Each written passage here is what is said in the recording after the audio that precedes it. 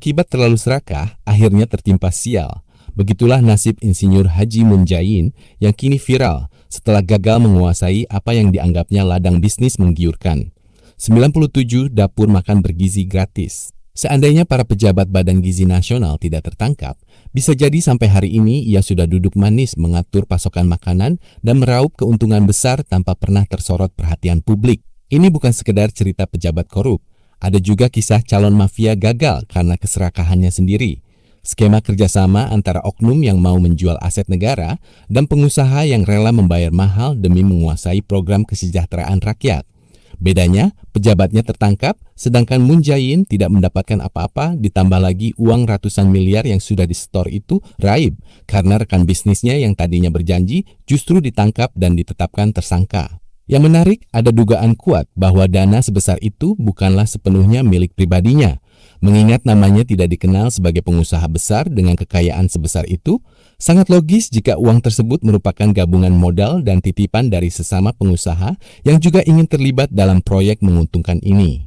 Mereka sama-sama tergiur keuntungan besar, lalu bersatu menanamkan dana melalui satu nama dan satu yayasan agar terlihat lebih rapi dan tidak mencurigakan. Perlu diketahui, langkah ini jelas melanggar hukum.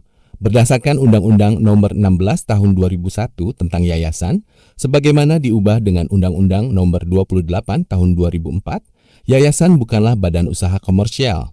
Aturannya tegas, boleh berinvestasi, tapi maksimal 25% dari total kekayaan yayasan, tidak boleh seluruhnya. Dana harus milik yayasan sendiri, dilarang menampung uang titipan pihak lain untuk dijadikan modal usaha. Tujuan utama harus sosial atau kemanusiaan, dilarang mencari keuntungan untuk dibagikan ke pribadi. Kegiatannya harus sesuai visi yayasan, bukan semata-mata menguasai aset negara. Jadi menggunakan yayasan sebagai kedok untuk menampung uang ratusan miliar gabungan banyak pengusaha demi menguasai dapur ini jelas menyalahi aturan hukum yang berlaku. Begini cara mereka bermain. Program makan bergizi gratis sejatinya dibangun untuk memberi makan anak-anak sekaligus menghidupkan perekonomian warga. Lalu bagaimana bisa dijadikan sumber keuntungan? Caranya licik. Para oknum di Badan Gizi Nasional merancang pembangunan dapur, termasuk 97 unit ini tanpa anggaran negara yang jelas. Alasannya konon agar tidak membebani keuangan negara, padahal tujuannya lain. Sengaja menimbulkan utang agar terbuka celah memasukkan rekan bisnis.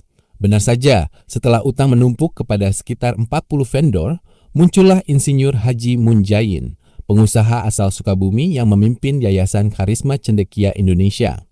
Dengan tampilan seolah dermawan, ia menawarkan dana talangan sebesar 218,25 miliar rupiah untuk melunasi utang tersebut. Terlihat mulia bukan? Siapa yang mau mengeluarkan uang sebesar itu tanpa pamrih? Tentu saja tidak. Apalagi jika dipahami bahwa di balik dana itu ada kepentingan banyak pihak yang sama-sama menanti keuntungan. Tertuang jelas dalam perjanjian yang ditandatangani bulan September tahun 2025 bersama mantan Wakil Kepala Badan Gizi Nasional, Lodewijk Pusung, yang kini tersangka korupsi. Sebagai ganti uangnya, seluruh hak pengelolaan 97 dapur itu diserahkan sepenuhnya kepadanya. Cukup bayar sekali, dapat kendali penuh atas aset negara yang tersebar dari Aceh hingga Papua untuk jangka panjang. Semua sudah diatur rapi, pejabat membuka celah, pengusaha menyiapkan modal yang dikumpulkan bersama, keduanya siap menikmati keuntungan dari program yang seharusnya milik rakyat. Ini bukan kebetulan, melainkan rencana yang disusun sejak awal. Namun segalanya berantakan total ketika ketiga pimpinan Badan Gizi Nasional ditangkap dan ditetapkan tersangka oleh Kejaksaan Agung pada tanggal 3 Juni tahun 2026. Perjanjian yang dianggapnya sah tiba-tiba tidak bernilai. Pintu menguasai dapur tertutup rapat.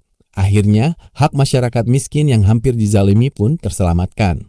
Baru setelah gagal, ia berteriak ditipu dan meminta uangnya kembali. Seolah tidak tahu dengan siapa bertransaksi, seolah tidak mengharapkan keuntungan sepeser pun, padahal kini ia juga harus menghadapi pertanyaan dari pihak-pihak yang menitipkan dana kepadanya.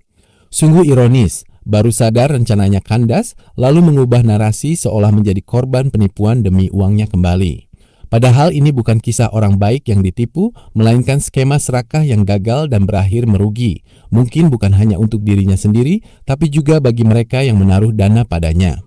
Perlu diketahui, yayasan yang dipimpinnya seharusnya bergerak di bidang sosial, namun tidak ada rekam jejak kegiatannya yang tercatat publik. Ia baru muncul saat ada peluang menguasai aset negara. Asal-usul dananya pun masih menjadi tanda tanya besar.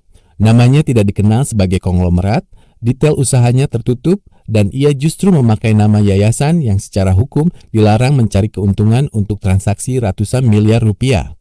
Sangat masuk akal jika diduga dana itu berasal dari gabungan banyak pihak. Semoga penyidik dapat menelusuri tidak hanya siapa Haji Munjain, tetapi juga dari mana saja sumber dana tersebut dan siapa saja yang sebenarnya berada di baliknya. Namun, di balik rangkaian peristiwa ini, kita bisa melihat bahwa program yang seharusnya menjadi tulang punggung perekonomian masyarakat sangat mudah disabotase oleh orang-orang serakah seperti ini. Memang, rencana licik kali ini berhasil digagalkan. Namun, selama manusia-manusia serakah seperti ini masih berkeliaran di lingkaran pemerintahan, fasilitas atau program yang diperuntukkan bagi kesejahteraan masyarakat banyak akan terus disabotase oleh mereka.